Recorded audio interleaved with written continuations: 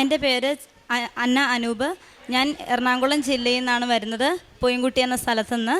ഞാൻ 2024 ഒക്ടോബർ 27 ആയിരുന്നു ആദ്യത്തെ ഉടമ്പടി എടുത്തത്. ഉടമ്പടി എടുക്കാനുണ്ടായ പ്രത്യേക കാരണം, ഞാൻ മാൾട്ട പ്രോസസ്സിങ് സ്റ്റാർട്ട് ചെയ്തിട്ടുണ്ടായിരുന്നു. അപ്പോൾ അതിന് വേണ്ടിയിട്ടായിരുന്നു ഞാൻ പ്രത്യേകമായിട്ട് ഉടമ്പടി എടുത്തത്.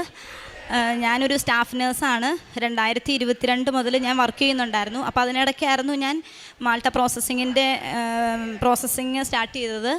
അപ്പം ഞാൻ ഡ്യൂട്ടിക്ക് പോകുന്ന സമയത്തൊക്കെ ബസ്സിലിരുന്ന് കൃപാസന മാതാവിൻ്റെ വീഡിയോസൊക്കെ കാണുന്നുണ്ടായിരുന്നു. അപ്പോൾ എനിക്ക് മനസ്സിലായി 3 മാസമാണ് ഉടമ്പടിയുടെ കാലാവധി എന്ന്. അപ്പോൾ ഏജൻസിക്കാർ പറഞ്ഞായിരുന്നു നവംബർ ആ ഒരു മാസമാകുമ്പോഴേക്കും മാൾട്ടയ്ക്ക് പോവാമെന്ന് പറഞ്ഞു. അങ്ങനെ ഞാൻ 3 മാസം കൊണ്ട് ഉടമ്പടി എടുത്തിട്ട് മാൾട്ടയ്ക്ക് കയറി പോവാം എന്നുള്ള ഒരു ഉറച്ച തീരുമാനം കൊണ്ട് ഞാൻ ആഗസ്റ്റ് മാസമായപ്പോഴേക്കും റിസൈൻ വെച്ച് ഇറങ്ങി. അങ്ങനെ എന്നാലും ഞാൻ ഉടമ്പടി എടുത്തത് ഒക്ടോബർ 27 ആയിരുന്നു. ഉടമ്പടി എടുക്കുന്നതിന് മുന്നേ തന്നെ ദൈവം കൃപാസന മാതാവ് എൻ്റെ ജീവിതത്തിലൊരു അനുഗ്രഹം എനിക്ക് തന്നായിരുന്നു. ഞങ്ങളുടെ വീട്ടിൽ അങ്ങനെ പ്രയറോ അങ്ങനെ കുർബാന കൂടലൊക്കെ വല്ലപ്പോഴും ആയിരുന്നു. സന്ധ്യാപ്രാർത്ഥന ഒട്ടുമില്ലായിരുന്നു. 2 വർഷത്തോളം ഞങ്ങളങ്ങനെ സന്ധ്യാപ്രാർത്ഥനയോ അങ്ങനെ ഒരു കാര്യങ്ങളും ഇല്ലായിരുന്നു. അങ്ങനെ ഒക്ടോബർ 5 ആയി കഴിഞ്ഞപ്പോൾ അഖണ്ഡ ജപമാലയുടെ ഒരു കൃപാസന പത്രം ഞങ്ങളുടെ വീട്ടിൽ എൻ്റെ ഹസ്ബൻഡ് കൊണ്ടുവന്നിട്ടുണ്ടായിരുന്നു.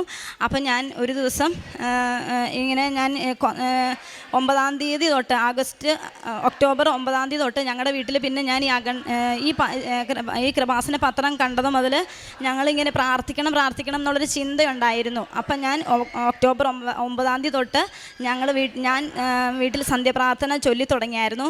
അപ്പം 3ാമത്തെ രഹസ്യം ചൊല്ലുമ്പോൾ എന്ന് ഞാൻ പ്രാർത്ഥിക്കുമായിരുന്നു, എനിക്ക് എങ്ങനെയെങ്കിലും കൃപാസന മാതാവിൻ്റെ അടുത്ത് എത്തണമെന്ന് പ്രാർത്ഥിക്കുന്നുണ്ടായിരുന്നു.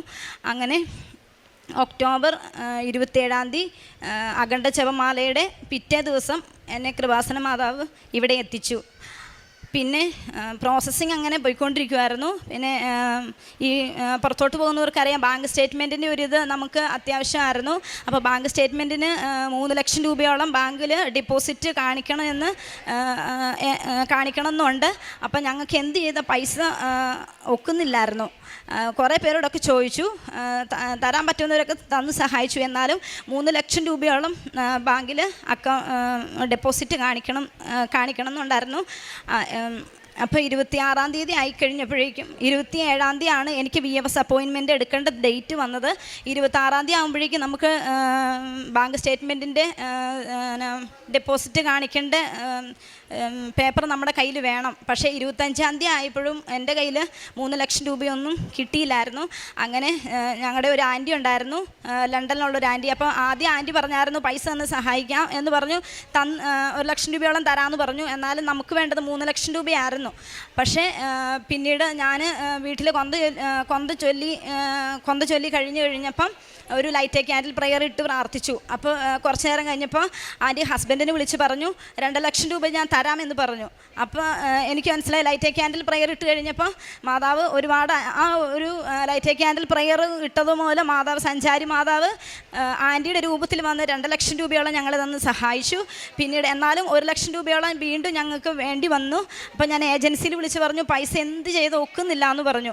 അപ്പോൾ ഏജൻസിക്കാർ പറഞ്ഞു എന്നാൽ ഡിസംബർ 5 തീയതി വേറൊരു ബാച്ച് പോകുന്നുണ്ട്, ആ സമയമാകുമ്പോഴേക്കും പൈസ ഒപ്പിക്കണമെന്ന് പറഞ്ഞു.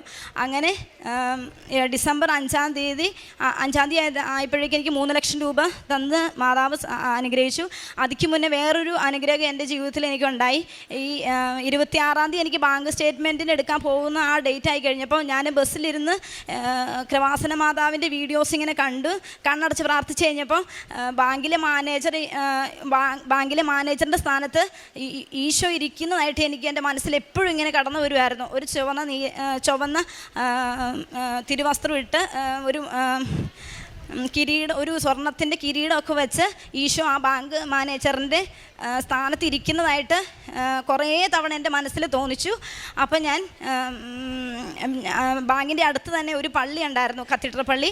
അപ്പം ഞാൻ പള്ളിയിൽ പോയി കുറേ നേരം പ്രാർത്ഥിച്ചു. ഒരു അരമണിക്കൂറോളം ഞാൻ പ്രാർത്ഥിച്ച് കഴിഞ്ഞപ്പോൾ എനിക്ക് തോന്നി ഇനി ചിലപ്പോൾ മാതാവ് എൻ്റെ ജീവിതത്തിലൊരു അനുഗ്രഹം എനിക്ക് അല്ലെങ്കിൽ ഒരു അത്ഭുതം എനിക്ക് തരുമെന്ന് ഞാൻ വിചാരിച്ചു.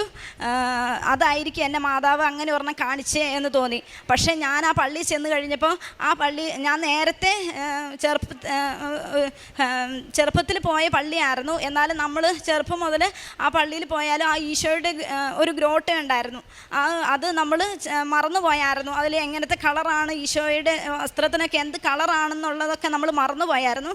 പക്ഷേ അന്ന് ഞാൻ ആ 26-ാം തീയതി ആ പള്ളിയിൽ ചെന്ന് കഴിഞ്ഞപ്പോൾ എനിക്ക് മാതാവ് എനിക്ക് എൻ്റെ മനസ്സിൽ തോന്നിച്ച് ഈശോയുടെ അതേ രൂപമായിരുന്നു ആ പള്ളിയിൽ ഈശോയുടെ ഗ്രോട്ടോയിലുണ്ടായിരുന്നത്. ചുവന്ന ഒരു വസ്ത്രം ഇട്ട് സ്വർണത്തിൻ്റെ കിരീടമുള്ള ഈശോയാണ് ഞാൻ അവിടെ കണ്ടത്. അപ്പോൾ എനിക്ക് മനസ്സിലായി ഇന്ന് എന്താണെങ്കിലും മാതാവ് എൻ്റെ ജീവിതത്തിൽ ഒരു അത്ഭുതം നടത്തും, എനിക്ക് എന്താണെങ്കിലും ബാങ്ക് സ്റ്റേറ്റ്മെൻറ്റ് തരുമെന്ന് വിചാരിച്ചു.